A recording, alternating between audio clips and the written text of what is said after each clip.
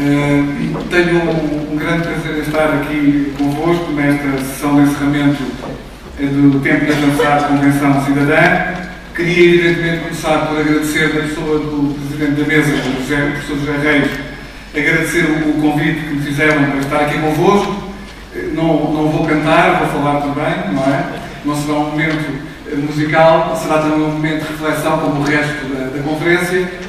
E queria também agradecer, de facto, todo o esforço que está por trás desta grande reunião. Ou seja, todas aquelas dezenas e dezenas de voluntários que permitiram chegar a esta reunião.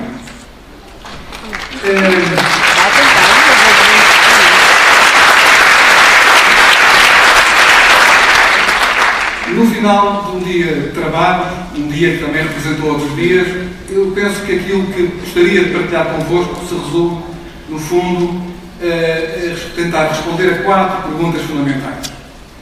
E que são aquelas perguntas que todos nós nos fizemos quando viemos para aqui e certamente vamos continuar a trabalhar sobre elas depois. A primeira pergunta é: porquê é que estamos aqui? É uma pergunta fundamental.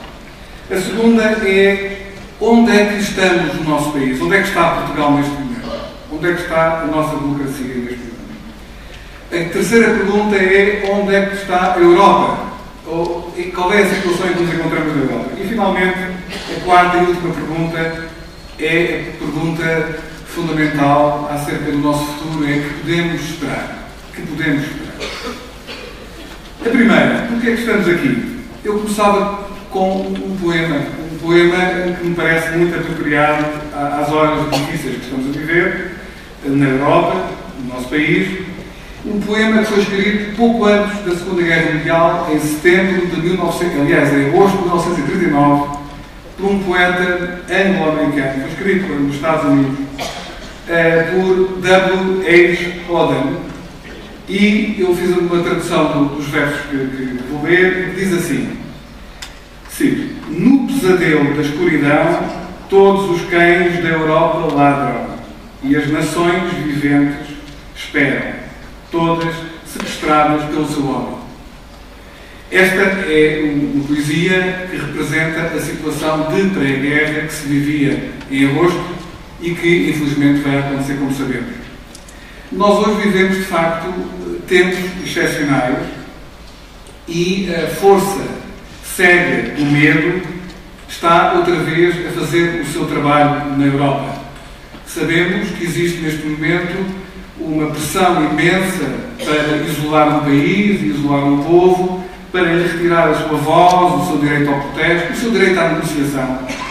E que esse processo é feito também dentro dos países, tentando apresentar uma visão unilateral das questões que nos afetam a todos nós como europeus. Estamos aqui porque percebemos que, se deixarmos a coisa pública aos profissionais da coisa pública, corremos o risco de seguir por uma rota que nos pode conduzir ao abismo. E porquê? Porque esta crise é uma crise também de conhecimento, é uma crise também de ignorância. Ao longo deste dia, nós vimos que todos nós temos alguma coisa a dizer, alguma coisa a acrescentar, um contributo a dar. E, nesse aspecto, julgo que estamos todos aqui unidos por um sentimento, que é o sentimento de que, hoje em dia, o exercício da política em Portugal e na Europa é um exercício de legítima defesa. Se ignorarmos a política não nos ignora. Por isso é preciso, de facto, metermos mãos ao caminho.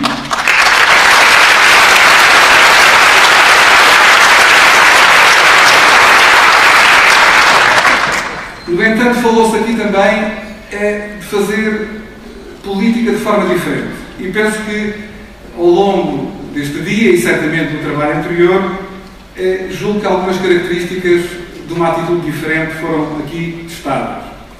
Eu penso que o debate se travou num ambiente de serenidade, de inteligência. Nós precisamos de serenidade, precisamos de inteligência, precisamos de cordialidade, precisamos de sentido crítico, de paciência para nos escutarmos uns aos outros e, sobretudo, para percebermos os outros que pensam de forma diferente de nós.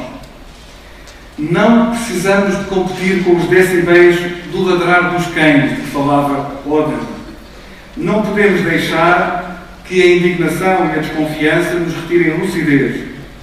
Temos de saber pensar, e é sempre difícil pensar, corretamente, porque, no fundo, o que vamos fazer depende da forma que pensarmos. Eu diria também que precisamos muito de inclusão, precisamos de ideias que valham por si próprias e não pelos rótulos. Não pelos rótulos. E precisamos de melhorar os erros que certamente hoje também foram cometidos aqui neste debate. Segunda pergunta, onde é que estamos em Portugal e no plano político? Fundamentalmente a minha pergunta é no plano político. Evidentemente que nós estamos a viver uma situação, foi referido por muitos e muito bem, económica e social muito grave, mas no plano político eu penso que a situação é igualmente preocupante. Nós estamos a viver em Portugal os efeitos de um processo que tem décadas, que é um processo de degradação da democracia representativa. Evidentemente, cada país sente isso de uma forma diferente. Nós estamos numa fase em que julgo que é impossível não sentir náusea, penso que é o conceito adequado, perante, por exemplo, o caso da falência ou do suicídio do BES. Talvez ainda mais do que os casos que ocorreram com o BPN, com o BPP, ou com os casos de prejuízo do interesse público nas PPPs, eu penso que o caso BES é uma espécie de hora da verdade, ou seja, como naquele filme Matrix, nós de repente percebemos que há um mundo real e há um mundo imaginário. E que, efetivamente, por detrás dos jogos políticos e das oposições aparentemente reais, na verdade, existe uma complicidade efetiva e existe, para além daqueles que nós elegemos, existe uma elite de influência e não de mérito que governou e governa transversalmente o país e transversalmente aos partidos.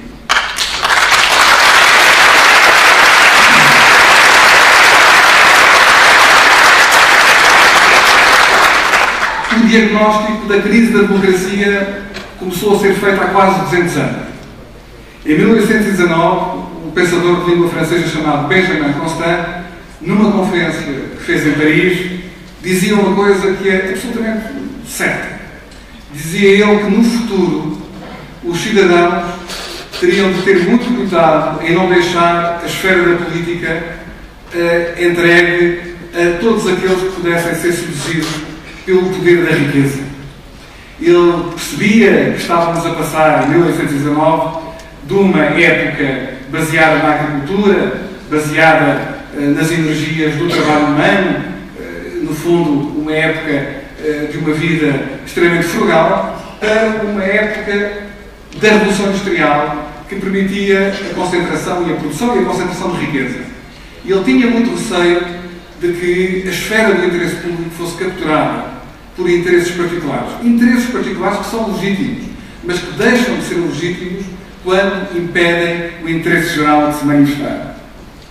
E, no fundo, assistimos em Portugal, e assistimos um pouco no mundo, à captura do poder político representativo pela interferência de forças influentes que carecem de verdadeira legitimação democrática. Eu vou-vos ler uma pequena citação e depois vou dizer quem é que a escreveu. Cito: como pode constituir surpresa que a legislação, as leis, sejam escritas por lobistas e que o Congresso se transforme numa câmara de negociação onde as leis são compradas e vendidas. Quem escreveu isto foi o filósofo John Rawls, no final do século passado, e o Congresso é o Congresso dos Estados Unidos. Mas eu penso que muitos parlamentos do mundo poderiam também ser submetidos a esta pergunta inquietante do filósofo norte-americano. E, por outro lado, também essa democracia está a ser incapaz de desempenhar uma tarefa absolutamente fundamental, que é a tarefa de permitir que a nossa sociedade, as sociedades, os povos, as nações, sejam capazes de se erguer à altura dos desafios cada vez mais globais que temos pela frente. Os desafios, sem dúvida nenhuma, do sistema económico, da regulação do sistema económico e financeiro, o desafio do ambiente e das alterações climáticas, o desafio da injustiça crescente, da desigualdade crescente a nível mundial, os desafios, no fundo, também da segurança e da paz.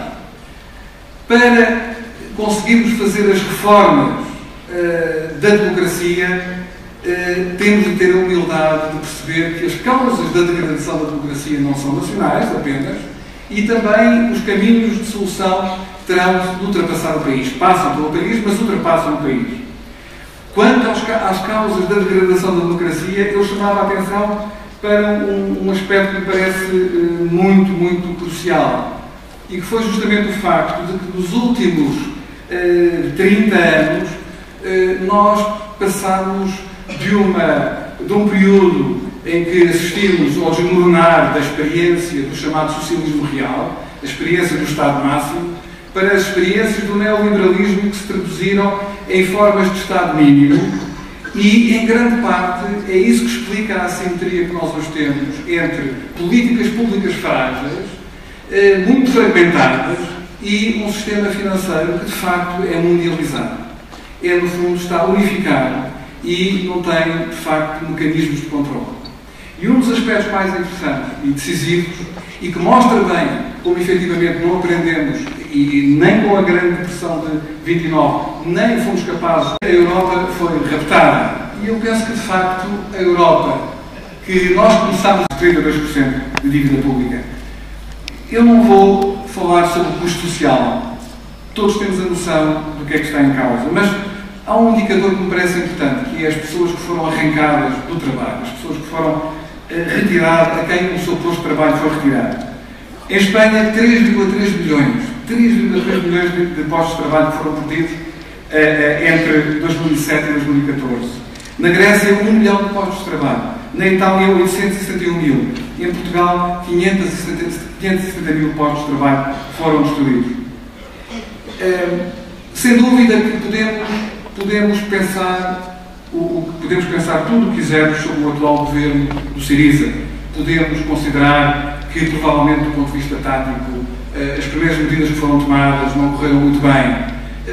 Mas agora, estrategicamente, é impossível não reconhecer a coragem e o interesse europeu que está representado por um governo que tem a coragem de dizer: esta política não funcionou e temos de negociar a mudança desta política.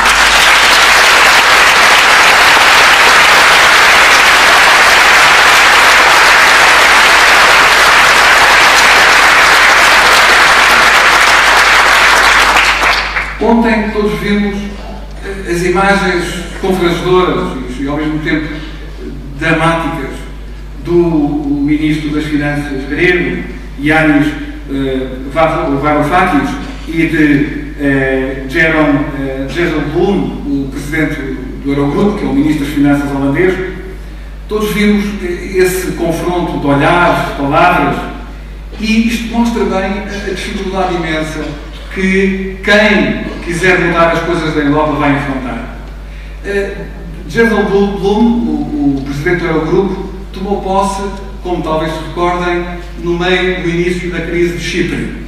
Ele presidiu a reunião em Chipre do Eurogrupo, em que foi decidido que haveria um resgate da banca cipriota a partir de dentro, ou seja, seriam os acionistas, os depositantes, os investidores que iriam salvar a banca cipriota.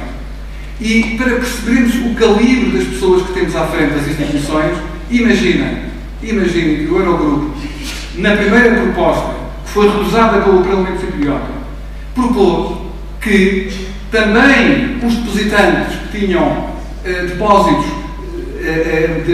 até 100 mil euros pagassem uma percentagem de 6,5%, no fundo, para tentar fazer o bail-in dos bancos. Ora, eu ensino estudos europeus, ensino instituições europeias aos meus alunos, e se algum aluno do primeiro ano me fizesse uma proposta dessas, chumbava.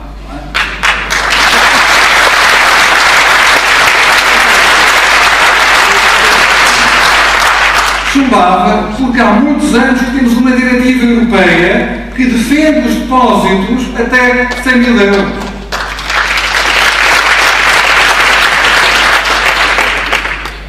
Temos de...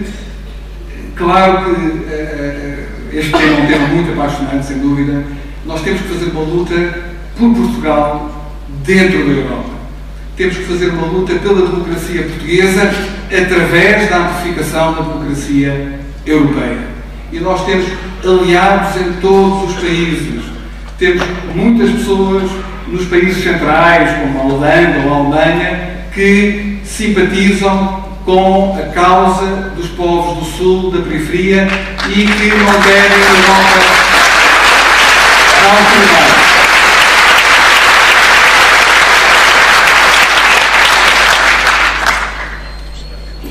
Na minha perspectiva, mas isso é apenas a minha perspectiva, não há que ter medo das palavras.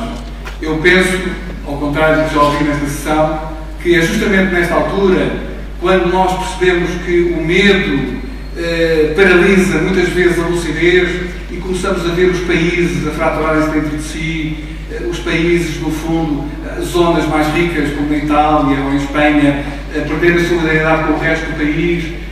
É nestas alturas que é preciso dizer que sozinhos não vamos a lado nenhum.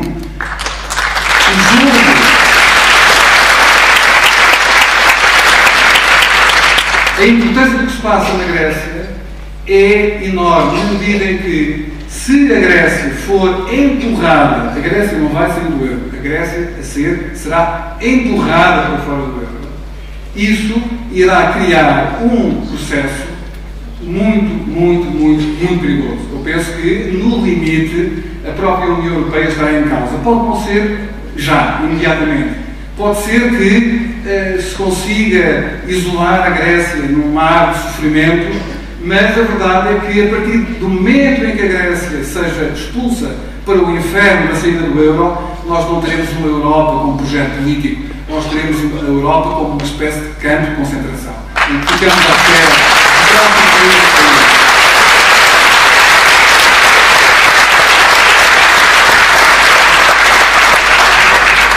Nós fizemos na Europa uma união monetária, não temos sequer uma união económica, mas aquilo que nós temos de fazer, de facto, é, a partir do compromisso democrático dos povos, a partir das instituições republicanas que unem todos os países da União Europeia, avançar no sentido de completar a nossa União. Não há que ter medo das palavras. Chama-se a isso federalismo, chama-se a isso União Federal.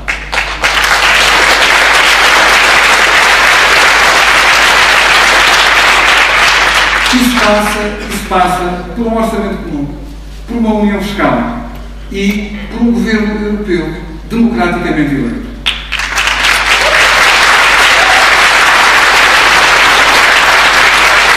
Vou terminar. O tempo passa, já ultrapassei completamente o tempo que me tinha dado. A última pergunta, o que é que podemos esperar? É a pergunta talvez mais importante. Meus amigos, o que nós podemos esperar implica percebermos uma coisa, é que não podemos ir a lado nenhum se as nossas palavras não forem acompanhadas por poder.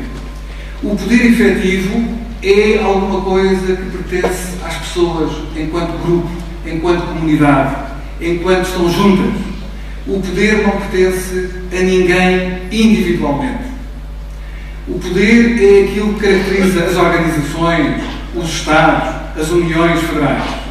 E nesse aspecto, a primeira coisa que, se queremos esperar alguma coisa de positivo, temos de tornar o nosso país, a nossa sociedade, mais poderosa. E para isso é preciso, para que a sociedade seja mais poderosa, é preciso retirar, muitas vezes, formas indevidas de influência sobre a vida coletiva que alguns indivíduos têm.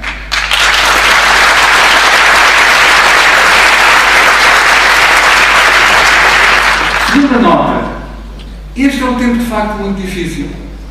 Eu lembro, enfim, já tenho tempo suficiente de vida para me lembrar de tempos muito difíceis. Em 1985, muitos dos que estão aqui não eram ainda nascidos, nós tivemos a Europa à beira de uma guerra nuclear limitada. Foi na altura da crise dos euromísseis. Eu escrevi na altura um livro sobre esse tema. Eu lembro que falei com vários militares em vários países sobre essa temática. E eles diziam, em privado, aquilo que não diziam em público, e diziam, a partir do momento em que nós temos um conflito leste-oeste, com armas nucleares, E a partir do momento em que temos um dos lados, que era a União Soviética, que está a perder força, é inevitável que exista um confronto. E esse confronto será um confronto atómico. Bom, a verdade é que não houve confronto atómico. E não houve confronto atómico porque nós tivemos um dos lados, que foi a União Soviética, que teve um líder a quem todos nós temos de ter uma dívida enorme, e que foi capaz de tentar fazer uma reforma. E essa reforma evitou uma guerra que certamente teria destruído a Europa. Também sabemos que, também me recordo, em 1990, que toda a gente, todos os especialistas previam que a África do Sul iria ser mergulhada numa guerra civil racial. E tivemos Nelson Mandela. E tivemos a política da responsabilidade.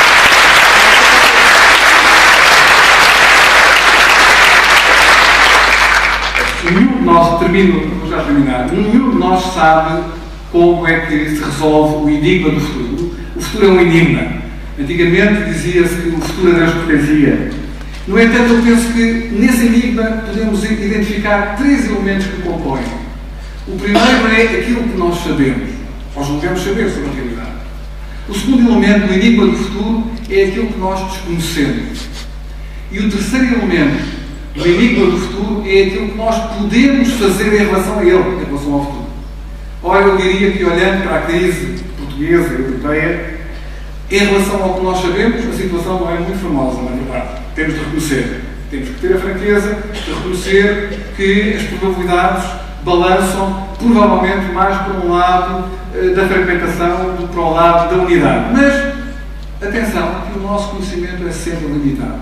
Só os ignorantes desconhecem que o nosso conhecimento é sempre limitado.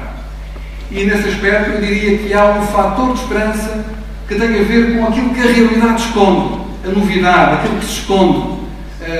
O Hegel dizia que, citando aliás o Fausto, o Goethe dizia que a árvore da vida é verde, a da teoria é sempre cinzenta.